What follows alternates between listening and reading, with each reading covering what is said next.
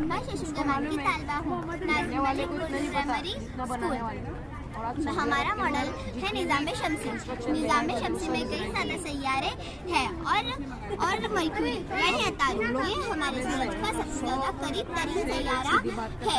और जब ये सूरज से दूर होता है तब हम इसे ज़मीन से सुबह और शाम देख सकते हैं। ये अपने मदार पर बहुत ज़्यादा तेज रफ्तार से गर्दिश करता है। और यह है वीनस यानी ज़ोहरा। और ज़ोहरा हमारे निज़ाम शम्सी का सबसे ज़्यादा रोशन ज़दा सैयारा है।